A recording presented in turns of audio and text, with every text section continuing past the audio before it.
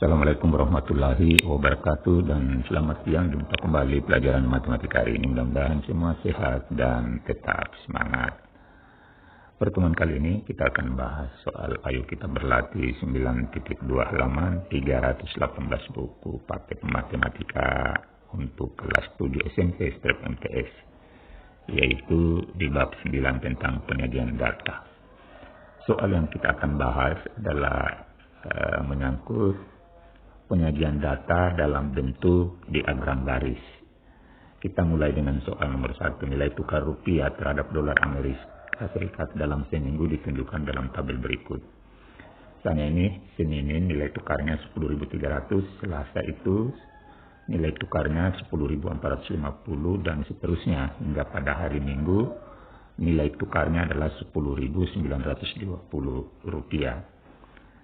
Nah, sekarang kita disuruh untuk menggambarkan diagram garis dari data di atas. Adapun caranya adalah pertama-tama tentu kita buat dulu judul ini, yaitu ini nilai tukar rupiah terhadap dolar dalam 1 minggu. Lalu kita buat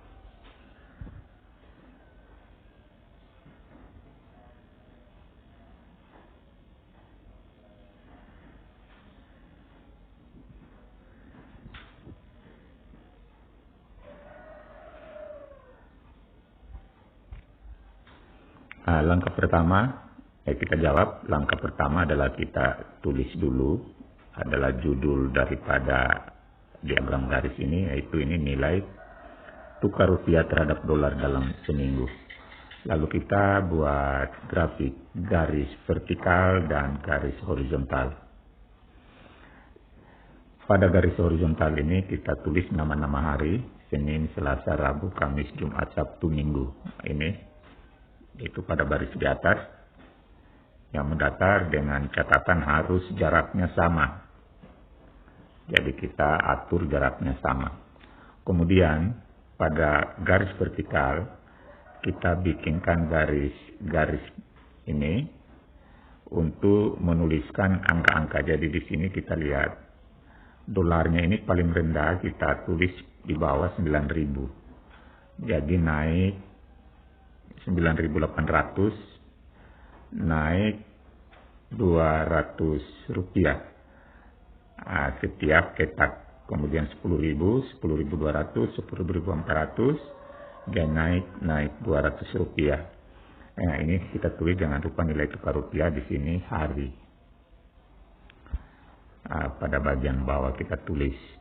Kemudian sesudah kita buatkan nama hari di bagian garis mendatar dan vertikal adalah nilai tukarnya dalam bentuk rupiah. Jadi ini rupiah. Kita bikin garis mulai dari hari Senin. Hari Senin itu kita baca Senin di sini adalah nilai tukarnya 10.300 rupiah. Jadi di antara 400 dan 310 ini 10.200 garis ini. Di atasnya 10.400, berarti 10.300 di tengahnya. Baru kita buat garis. Kemudian Selasa, kita lihat Selasa nilai tukarnya 10.450. Ini 10.400, kemudian ada 50 rupiahnya, tambahannya berarti di atasnya sedikit 10.400 terletak di sini. Lalu kita buat lagi garis ke atas. Lihat lagi hari Rabu. Rabu ini 10.610 rupiah. Berarti 600, ini kita lihat ini 10.600 ada lebihnya sedikit 30 rupiah. Berarti sini titiknya. Lalu kita bikin garis ke atas. Begitu seterusnya sampai dengan hari Minggu. Yaitu hari Minggu 10.900.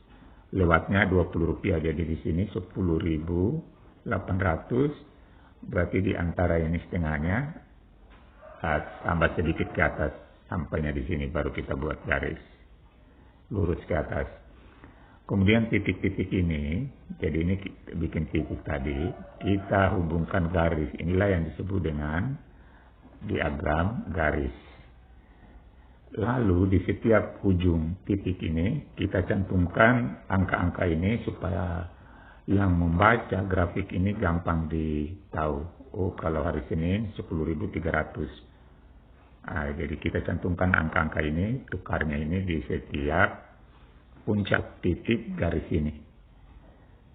Begitulah caranya. Kemudian nomor 2. Data berat badan seorang bayi dalam waktu 10 bulan terlihat pada tabel berikut. Jadi inilah mulai dari bulan 1 Januari sampai dengan bulan 10, berat badannya itu seperti ini. Mulai dari 3 kg, 3,2 kg, 3,6 dan seterusnya. Pada bulan ke-10 beratnya sudah 5,7 kg. Pertanyaannya, buatlah diagram garisnya. Jadi seperti biasa, pertama-tama kita tuliskan dulu judulnya. Apa ini judulnya? Mengenai berat badan bayi dalam 10 bulan. Lalu kita buat garis tegak dan garis mendatar atau horizontal.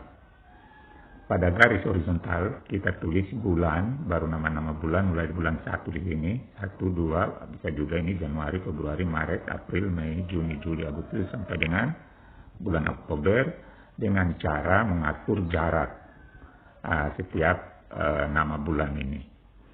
Lalu pada bagian yang garis tegak vertikal kita tulis ini berat dalam kilogram. Ini.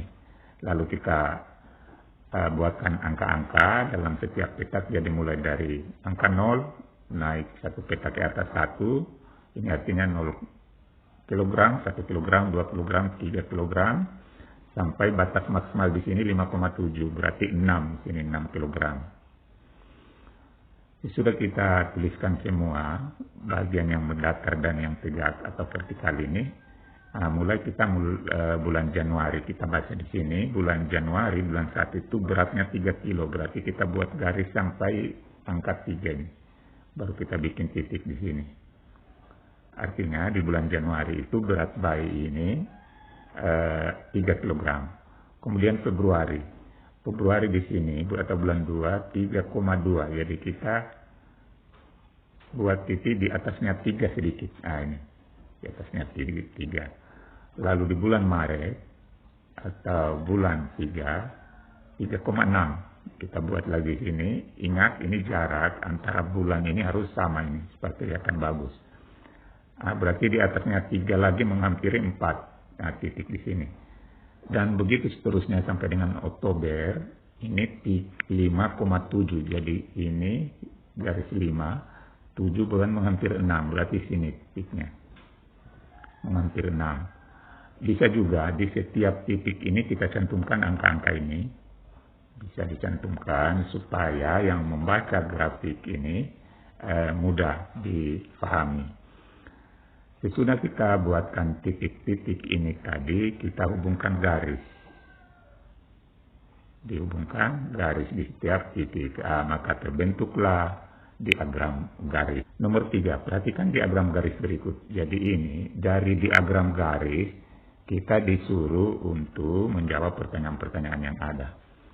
Jadi ini, lihat perhatikan ini, bagian bawah ini bulan-bulan, bulan, kemudian ini banyaknya penjualan. Jadi yang dijual di sini adalah laptop dengan komputer. Pada bulan Januari, jadi ini diperhatikan, karena ini ada 2 benda, maka garis warna biru ini adalah penjualan laptop, yang merah adalah penjualan komputer. Ini maksudnya di bulan Januari laptop itu penjualannya adalah warna biru. Kita lihat ada di sini 10 yang laku ya. 10 yang laku, kemudian komputernya 12 yang laku pada bulan Januari. Begitu seterusnya. Jadi setelah itu ini dibuat garis untuk menghubungkan harga penjualan laptop dan komputer. Lalu pertanyaan, buatlah tabel dari grafik diagram garis tersebut. Pada bulan berapakah penjualan laptop dan komputer paling tinggi? Dan pada bulan apakah penjualan laptop dan komputer paling tinggi mengalami kenaikan? Kemudian pada bulan apakah laptop dan komputer itu terjual sama banyak. Nah, kita mulai jawab. Inilah tabelnya. Jadi tabelnya kita tulis kembali. Ini tadi bulannya mulai Januari, Februari sampai dengan Desember.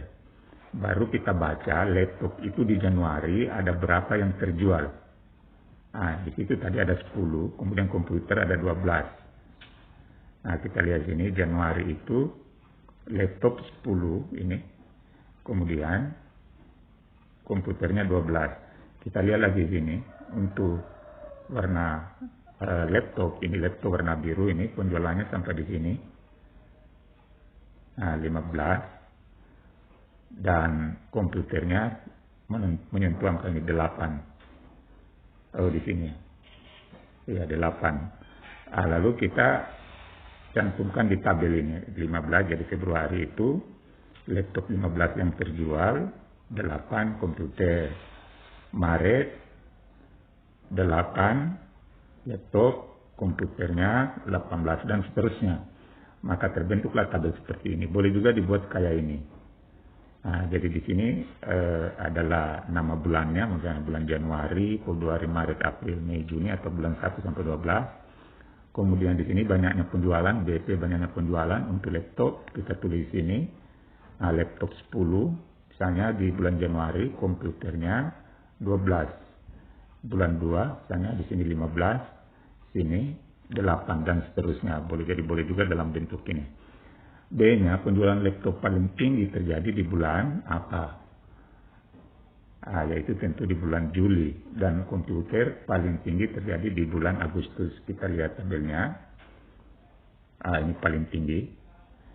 Untuk laptop ini warna biru terjadi di bulan Juli.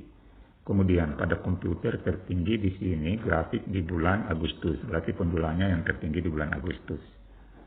Berikutnya, penjualan laptop mengalami kenaikan paling tinggi itu di bulan apa? Jadi untuk laptop bulan Juli.